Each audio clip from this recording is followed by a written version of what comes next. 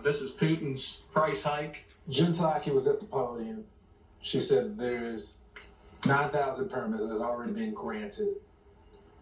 She said if people want to pump, companies want to pump, they can go ahead and do it. That these permits aren't the problem here. What would you say to Jen Psaki? She's lying to the American people. Those 9,000 permits that were pulled, they might not even have oil under the ground that they got the permit for. So why would the oil company go and drill in that ground? There may not even be oil there, and let alone waste their damn money because they can't run a pipeline to transport the oil and gas off the well. If there was oil there, the gas companies would already be drilling it and they would already be producing it. It's a lie.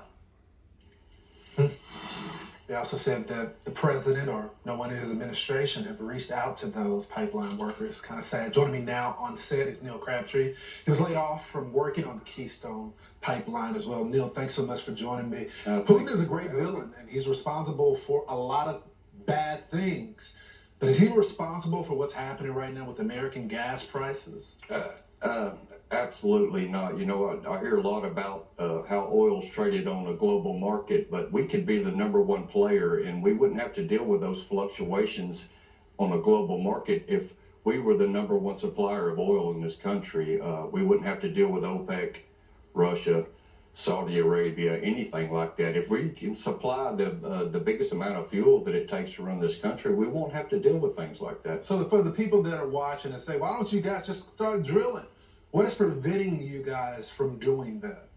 Well, you know, being in the industry for 25 years, what I've seen in the last 5 years, there's 3 things. It's permits, regulations, and liberal lawsuits. Those are the 3 things that's keeping us from doing what we want to do, you know, and they're all backed by Democratic lawmakers. So when President Biden says that he has absolutely nothing to do with what's going on with fuel prices, that's not the truth. That's his party. That's their policies, and that's what's keeping us from. We feel bad because we could be doing things right now to help the country out as far as energy prices go.